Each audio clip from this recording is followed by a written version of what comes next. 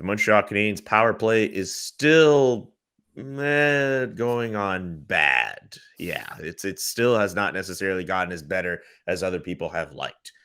I mean, I don't know if we're going to come up with a solution for it on this panel, but we can at least try. What can Canadiens head coach Dominic Ducharme do to make his team's power play much more dynamic? You know, you're paying me for this, Julian, but you're not paying me enough. Clearly, I'm not. Really. I mean, you should be bringing Kirk Muller in here. He didn't have the answer. Sure. Claude Julien, did he have the answer? I mean, does Dominic Ducharme have the answer? You don't pay me enough to coach this team, so I won't. But I'll tell you this. It'll all be boilerplate. It's every fan knows this. You got to give Christian Dvorak every face-off at the end of time because no one else is winning a draw on the power play. You need to have better zone entries and be able to set up more quickly. Jonathan Drouin seems to be the only one to be able to carry the puck over the blue line and get this thing organized.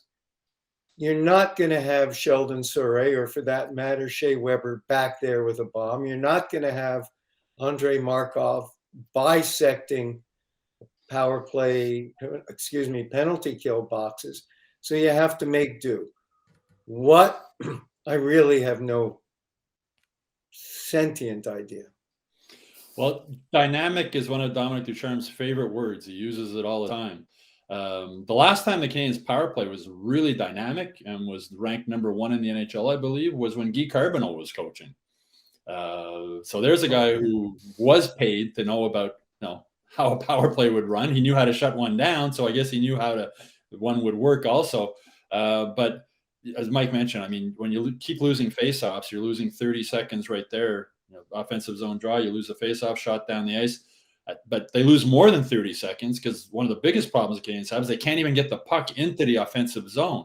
My God, you watch it, it shouldn't be that difficult. It really shouldn't be that difficult. When you watch teams with good power plays, they make it look almost effortless when they get into getting the puck into the offensive zone. So it's the structure of the power play, whatever it is, it's just not working. And as Mike said, losing faceoffs, struggling to even get it in. I mean, how many power plays do they go through where they get 0 or maybe 1 shot on goal? There's a lot of them. So it's when you're not when you're not setting up, even able to set up in the offensive zone and have time there, you're not going to get many shots. And when you don't get many shots, obviously you're not going to get many goals. So maybe Dominic Ducharme should give Guy Carbonneau a call and see if he has any ideas for what might work. And I think you really have to be careful on your finger pointing to, oh, well, it's the power play coach. He's got it all screwed up.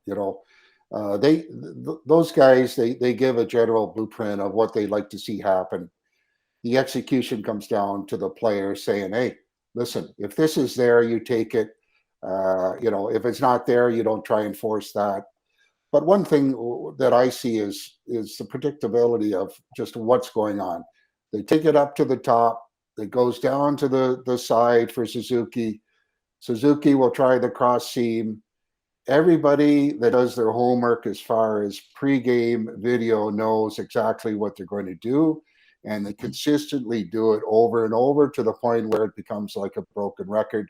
Opposition just puts sticks in the lanes. They know what's coming, and they just basically shut them down. And they're going to have to be a little more creative, and again, easy to say, but they've got to try and move the puck quicker, get the opposition penalty killers out of position so it opens up other opportunities. But right now it's very, very passive, very slow. They do not, come up the ice together, enter the zone under control where they are given the opportunity to maybe execute a threat on their power play. So, it's a tough thing to watch. It's a tough, tough part of their game right now that's not allowing them opportunities and confidence to make good things happen on their power play. So they're going to have to obviously improve that if they want to get this act back going in the right way. Yeah, what you're saying there, Rick, reminds me of the game against the Rangers at the Bell Center. Watching the Rangers on the power play, the puck was going all over the place. Like it was up, down, middle, seam passes all over the place. And it was such a stark contrast in that game, watching the Rangers on the power play and then watching the Canadiens on the power play, it was like night and day between the way those two power plays were operating. You're right; it does look really predictable, and the Canadiens' power play has been predictable for a long time. This isn't anything new. Well, you And want then to it get comes down Hoffman his to shots. Excuse me, Rick. You want to get Hoffman his shots Yeah. on the top of the circle. But also, you should be trying to get something down low once in a while, and nothing seems to be there. So if you're not getting that Hoffman shot, work harder at getting something down low, because what we saw, especially early in the season, was that Petrie shot, which is not a Shea Weber shot, and it was doing nothing. Yeah. Well, so between all of us, we were able to deduce that the Canadiens need better zone entries. Christian Dvorak needs to take faceoffs. Jonathan Drouin needs to be involved. And we need to make sure that we are very careful about pointing the fingers at essentially Alex Burrows, who runs the power play for this team. I'm going to take all of these findings, send them to the Montreal Canadiens, and especially in your case, Michael, we'll ensure that the money that we are paying you for this episode goes up, because we did make you do some extra stuff here.